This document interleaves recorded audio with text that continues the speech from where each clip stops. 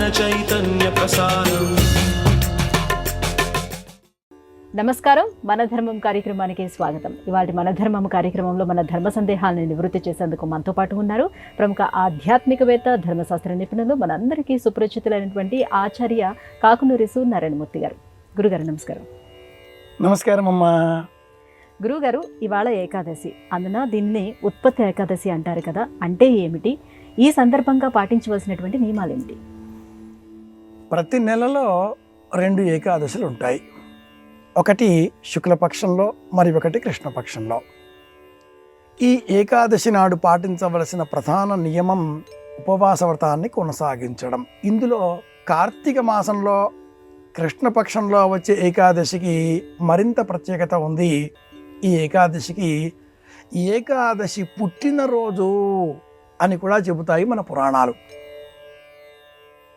ఏకాదశి తిథి పుట్టినరోజు ఉత్పన్నేకాదశి, ఉత్పత్తి ఏకాదశి, బహువిధాలుగా ఈ నామం ప్రచారంలో ఉంది. మురుడు అనే రాక్షసుడు ప్రపంచాన్ని అల్లకల్లోలం చేస్తున్న నేపథ్యంలో అయోనిజగా జన్మించిన మహిళ చేతిలో తనకు మరణం ఉండాలి అంటూ బ్రహ్మదేవుడిని వరం కోరుకున్నాడు ఆ రాక్షసుడు. కనుక ఆ వర గర్వం చేత బలం లభించింది అనే అహంకారంతో లోకాన్ని భయకంపితం చేస్తున్నాడు.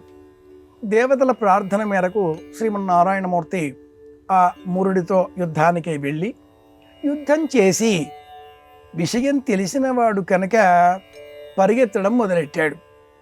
అలా పరిగెత్తి సింహవతి అనే పేరు గల ఒక గుహలోనికి దూరగా ఆ వెనకే ఈ మురుడు స్వామిని వెంటాడుతూ గుహలోనికి ప్రవేశించాడు. ముందుగా వెళ్ళిన ఆ శ్రీమన్నారాయణమూర్తి శరీర సన్నికర్ష చేత ఆ గుహ చివరల అంచులలో ఒక సంఘర్షణ రాపిడి కలిగి ఒక మహిళ జన్మించింది, అయోనిజ. ఆ మహిళ ఈ రాక్షస సంహారం చేసి అనంతరం స్వామిని ప్రార్థించి, నేను జన్మించిన ఈ రోజు ప్రత్యేకంగా ఉండాలి అనగా ఏకాదశి అనే నామకరణాన్ని స్వామివారు చేశారు. అలాగే ఈ రోజున ప్రజలందరికీ, ఎవరైతే ఈ కథ వింటారో వారందరికీ ఉత్తమ లోకాలు లభించాలి, ఉపవాస వ్రతం పాటించాలి, ఇలాంటి వరాలు మరి 2 కోరగా స్వామి తథాస్తు అన్నారు.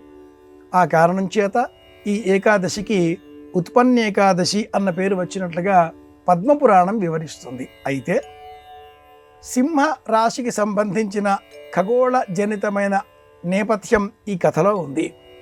మన పురాణ కథలన్నీ కూడా వైజ్ఞానిక అంశాలతో ముడిపడి ఉంటాయి. సింహరాశి సూర్య ఆరాధనతో కూడుకున్న ప్రత్యేకమైన రాశి. సూర్య ఆధిపత్యం సింహరాశికే. సూర్యుడు అంటే శ్రీమన్నారాయణమూర్తి, దేశదా సవితృ మండల మధ్యవర్తి. సూర్య సంచారం ఈ కార్తీక మాసం కృష్ణపక్షం కాలానికి తులారాశిలో సామాన్యంగా ఉంటుంది. తులారాశికి 10వ రాశి సింహరాశి అవుతుంది. ఏకాదశి 11వ తిథి కన్యా రాశి ప్రమాణంగా చెప్పబడ్డటువంటి రాశి. తుల నుంచి క్రమేణా సంచారం వృశ్చికంలోనికి మారుతున్న నేపథ్యంలో కన్యా రాశికి సంబంధించిన 11వ భావంగా ఏకాదశి నాడు ఉపవాస వ్రతాన్ని పాటిస్తే ఆరోగ్యం చేకూరుతుంది. వియన్ మండలంలో మఘ, శ్రవణం ఈ 2 నక్షత్రాల మధ్యన ఉండేటటువంటి నక్షత్రాలన్నీ ప్రత్యేక కాంతులను ఈ మాసంలోనే వెదజల్లుతాయి. కనుకనే సూర్యోదయం కంటే పూర్వమే లేచి స్నానాదికాదులు పూర్తి చేయడం, నక్షత్ర దీపాలు వెలిగించడం, సూర్య ఆరాధన చేయడం, ఇవన్నీ కూడా ఈ ఏకాదశి నాటి ప్రత్యేక విధులు. కార్తీక మాసమంతా సూర్యోదయం కంటే పూర్వమే స్నానం చేయాలి. కుదిరినా కుదరకపోయినా ఈరోజు మట్టుకు తప్పనిసరిగా చేయాలి. అలాగే ఈ రోజున ఉపవాస వ్రతము పాటించాలి. ప్రత్యేకంగా దానం చెయ్యాలి అని కూడా శాస్త్ర ప్రమాణం. ఉసిరిక ఫలాన్ని ఈ రోజున తప్పనిసరిగా దానం ఇవ్వాలి. అలాగే ప్రదోష సమయంలో ఈ నియమాలన్నీ చేయకపోయినా సాయంత్రం అంటే ప్రదోష సమయంలో స్వామి సన్నిధానంలో తులసి, ఉసిరిక 2 మొక్కలు ఉన్నటువంటి చోటన శాలగ్రామ రూపంలో శ్రీమన్నారాయణమూర్తిని ప్రతిష్ఠించి విష్ణు సహస్రనామ స్తోత్రాన్ని పారాయణ చేసి సాలగ్రామ దానం ఇవ్వాలి, తెల్లని వస్త్రాలు దానం ఇవ్వాలి, బియ్యం దానం ఇవ్వాలి, తులసి మొక్కని దానం ఇవ్వాలి, ఉసిరిక ఫలములను దానం ఇవ్వాలి. దానమిస్తే ఈ ఏకాదశి పుణ్యఫలం మనకు సంపూర్ణంగా లభిస్తుంది. జాతక చక్రంలో ఉండే సమస్త గ్రహాల దోషాలన్నీ కూడా 24 ఏకాదశులలో ఏ వ్రతం పాటించినా పాటించకపోయినా ఉత్పన్న ఏకాదశి నాడు ఉపవాస వ్రతాన్ని కొనసాగిస్తే మట్టుకు తప్పక క్షేమం కలుగుతుంది అని వివరిస్తుంది పద్మపురాణం. ఇది నేపథ్యం. గురుగారు, మిథ్య, వైరాగ్యం, త్యాగం, సన్యాసం ఈ పదాలను గృహస్థు వినియోగించకూడదు అని చెప్తూ ఉంటారు, నిజమేనా? ఎందుకని? గృహస్థు ధర్మాన్ని అనుసరించడంలో బాధ్యతలను కలిగి ఉంటాడు. ఈ బాధ్యత సామాజికమైనది, కౌటుంబికమైనది. ఈ రెండింటితో పాటు వ్యక్తిగతమైనది కూడా అయి ఉంటుంది. కానీ వ్యక్తిగత ప్రయోజనాల కన్నా, వ్యక్తిగత బాధ్యతల కన్నా సామాజిక పరమైన కౌటుంబికమైనటువంటి బాధ్యతలే ఎక్కువ. యజమాని గృహస్థు అయి ఉన్నాడు కనుక అతడి పైన బ్రహ్మచర్య ఆశ్రమంలో ఉండేవారు, వానప్రస్థ ఆశ్రమంలో ఉండేవారు, అలాగే సన్యాస ఆశ్రమంలో ఉండేవారు, ఈ 3 ఆశ్రమాలలోని వారు గృహస్థాశ్రమంలో ఉన్న గృహస్థు పైన ఆధారపడి జీవించేవారు. సన్యాసికి, వానప్రస్థకు, బ్రహ్మచారికి వంట చేసుకునే అధికారం లేదు. వారు భిక్ష యాచనావృత్తితో బ్రతకాలి. అలాంటి పక్షంలో సమస్త సమాజానికి 4 వర్ణాల వర్గాల వారికి కూడా గృహస్థు ఆధిపత్యం కలిగి ఉన్న నేపథ్యంలో అతడు వేదాంతం, వైరాగ్యం, మిథ్య, సన్యాసం ఇలాంటి పదాలు అంటే ఈ కౌటుంబికమైనటువంటి బాధ్యతలకు దూరం కావలసి ఉంటుంది. పరే ననాకం నిహితం గుహాయాం. సన్యాసి కంటే, పీఠాధిపతి కంటే కూడా గృహస్థు గొప్పవాడు. గృహస్థు ఇల్లాలు, ధర్మ పరిరక్షణ, యజ్ఞయాగాది కర్మల ఆచరణ, సంతానము, బాధ్యతలను స్వీకరించి నిర్వహిస్తూ ఉంటాడు. అలాంటి వ్యక్తి వేదాంతం, అంతా మిథ్య తలంచి చూడ అనే కాళహస్తీశ్వర శతక పద్యాలు, ఈ ప్రపంచమంతా కూడా అబద్ధం, ఏది శాశ్వతం కాదు, నిజమే, ఈ మాటలన్నీ కూడా వాస్తవమే, వేదాంతపరమైనవే. 6 విధాలుగా ఉండేటటువంటి వేదాంత దర్శన శాస్త్రాలలో ఈ శాస్త్రం కూడా ఒకటి. దీనికి ఆధారం వ్యాసుల వారు చెప్పేటటువంటి పూర్వోత్తర మీమాంసలలో పూర్వ మీమాంస నిజమే. కానీ ఈ మాటలు అనకుండా కేవలం ప్రణవం ఓం అనే శబ్దాన్ని కూడా గృహస్థు ఉచ్చరించరాదు. ప్రణవంతో కూడుకున్న మంత్రాన్ని చెప్పాలి. అలాగే ఇదంతా కూడా అబద్ధం అనే జ్ఞానం కలిగి ఉండి అనకుండా నిత్య జీవితాన్ని గడపాలి. తామరాకు మీద నీటి బొట్టు, ఇది లక్షణం. తెలిసి ఉండాలి, జ్ఞానం కలిగి ఉండాలి. కానీ ఆ జ్ఞానాన్ని ఆచరణాత్మకంగా చూపకుండా, అనుసరణీయంగా భావించకుండా, అంతర్ముఖంగా మనసులో దాచుకొని ఆలోచనలు చేస్తూ భౌతికమైన జీవనాన్ని మట్టుకు రాగయుక్తంగా గడపాలి. ఇది ధర్మం బోధించే మార్గం. కనుక ప్రాచీనులు ఎవరైనా గృహస్థు ఇంటి పెద్ద యజమాని ఏమిటో అంతా నిస్తారమైపోయింది అనకూడదు అనేటటువంటి వారు. ఇది అంతరార్థం. గురుగారు, ఇక మరో సందేహం. ఈ మధ్యకాలంలో ఏ ప్రధాన దేవాలయానికి వెళ్ళినా అక్కడ తలనీలాలు సమర్పించడం అనేది ఒక ఆచారంగా మారింది. తలనీలాలు సమర్పించడంలో అంతరార్థం ఏమిటి? ఈ విషయానికి పరాశర స్మృతి అనే గ్రంథం మనకు ప్రామాణికమైన సమాధానాన్ని అందిస్తుంది. ఏడుకొండలవాడి ఆలయానికి కానీ, శ్రీశైలానికి కానీ, రామేశ్వరానికి కానీ, నేటి కాలంలో ఏ ఆలయానికి వెళ్ళినా చిన్న తిరుమల దగ్గర నుంచి పెద్ద తిరుమల వరకు, అలాగే కాశీ నుంచి రామేశ్వరం వరకు ఎక్కడికి వెళ్ళినా తలనీలాలు సమర్పించడం ఒక ఆచారంగా మనం భావిస్తున్నాం. తల్లికి, తండ్రికి, పెద్దలకు పితృకర్మలు చేసే సమయంలో కూడా తలనీలాలు తొలగించిన అనంతరం కర్మాధికారం ఏర్పడుతుంది. తలనీలాలను ఆశ్రయించి మనం చేసేటటువంటి సమస్త కర్మలలో పాప భాగం ఆశ్రయించి ఉంటుంది ఈ తలనీలాలనే అని మనకు పరాశర స్మృతి వివరిస్తుంది. 2వ అధ్యాయంలో ఈ ధర్మశ్లోకాలను మనం చూడవచ్చు. అయితే తలనీలాలు తొలగించుకున్న అనంతరం పునీతులం అవుతాం. దేహానికి కేశ సంపద సౌందర్యకారకమై ఉన్నది. ఎక్కడ సౌందర్యం ఉంటుందో అంటే అందం ఉంటుందో అక్కడ అతిశయం, అహంకారం, నేను అనే భావన, లోకాన్ని నేను సాధించగలను, లోకాన్ని నేను వశీకరణం చేసుకోగలను, నేనేదో ప్రత్యేకం, ఇలాంటివన్నీ కూడా ఈ అందాన్ని, అహంకారాన్ని ఆశ్రయించి ఉంటాయి. కేశములు తొలగించగానే విరూపం ఏర్పడడంతో నిజజ్ఞానం ఏర్పడి వేదాంత భావన వస్తుంది. అలా వచ్చిన మరుక్షణం దైవీయమైన ఆలోచనలు చోటు చేసుకుని పవిత్ర ఆత్మ కలవారై కర్మాధికారాన్ని పొందుతారు. ఇందుకోసమే గతించిన వారి కర్మలు చేసే సమయంలో కూడా తలనీలాలు ముందుగా తొలగించుకోవడం ఇది శాస్త్ర ప్రమాణం.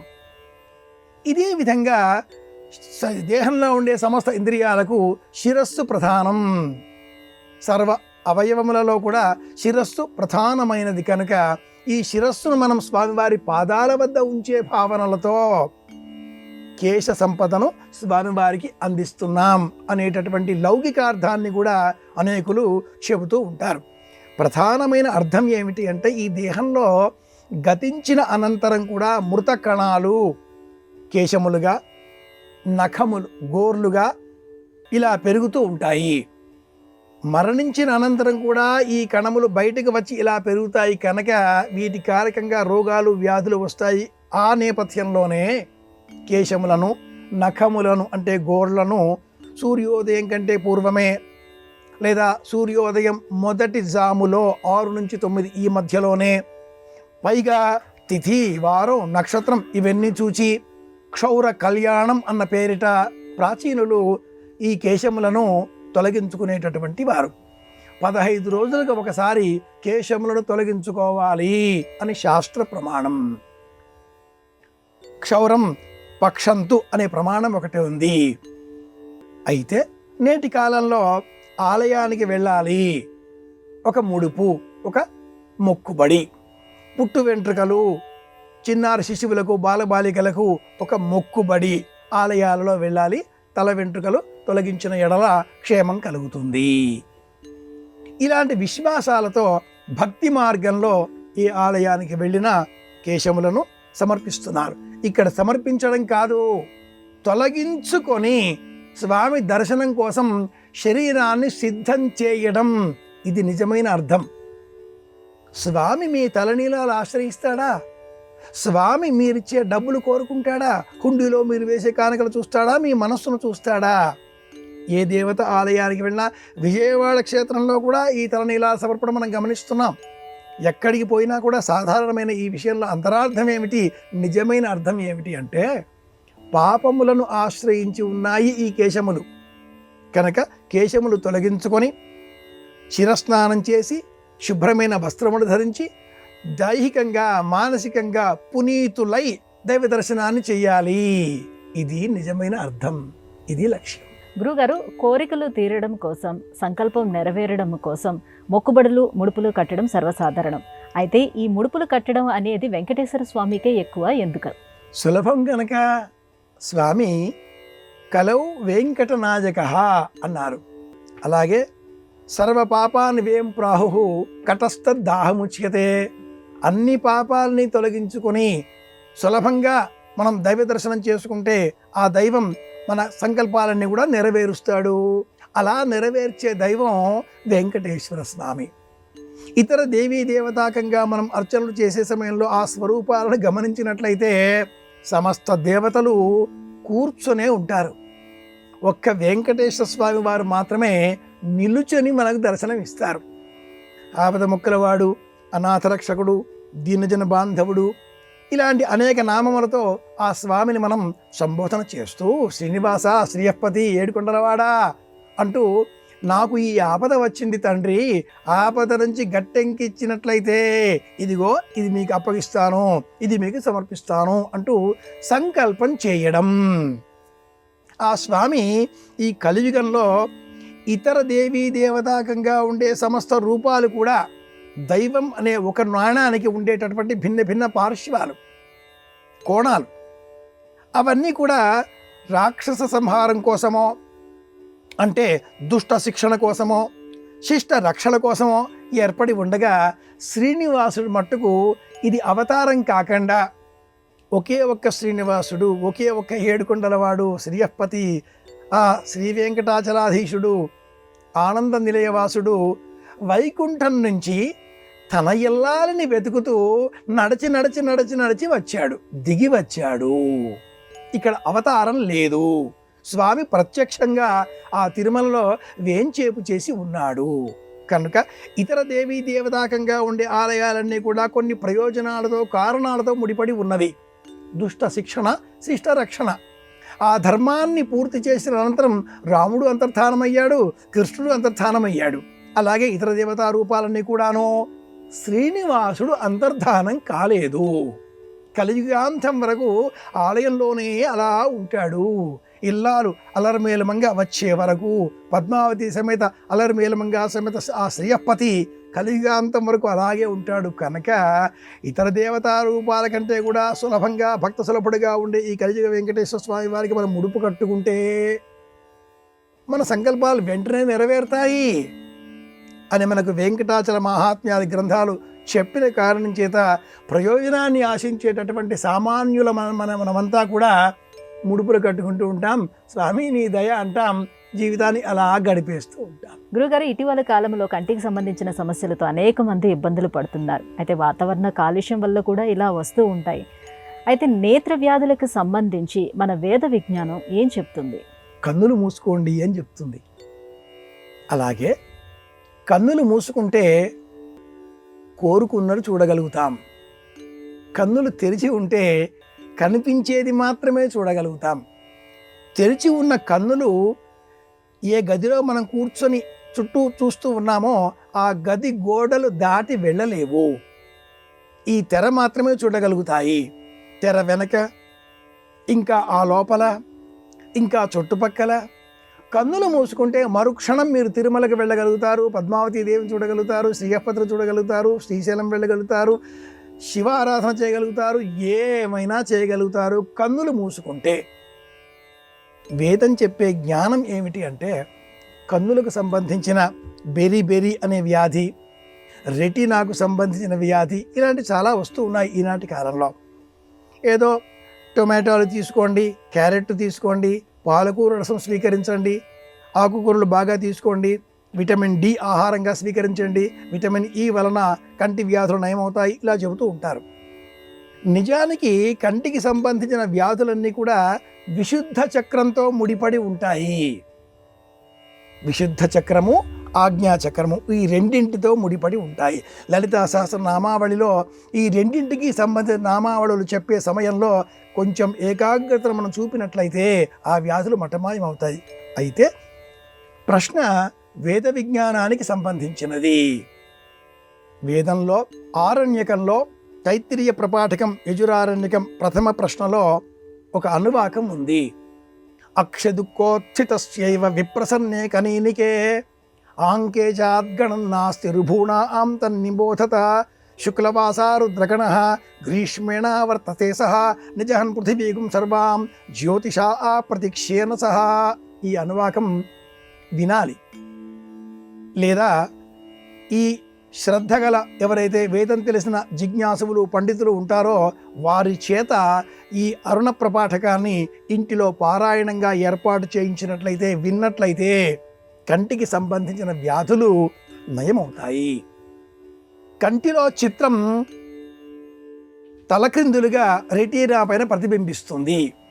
ఈ విషయాన్ని కూడా సూక్ష్మంగా గ్రహించిన వేద విజ్ఞానం ప్రకృతికాంత కందులలో ఉన్న ఆ ధూమ శకలాలను అన్నింటినీ కూడా తొలగించుకునే విధంగా కన్నీరు కారుస్తున్నదా ఏమా అన్నట్టుగా వర్ష ఋతువు వర్షాలు కురిపిస్తున్నది అనే అర్థంలో ఈ అనువాకం ఉంటే, మన కంటిలో పడిన దుమ్ము, ధూళి, వాతావరణ కాలుష్యంగా ఏర్పడిన అనేక పొలుసులు ఇవన్నీ కూడా కంటిలో నీరు కార్చినట్లయితే తొలగిపోతాయి.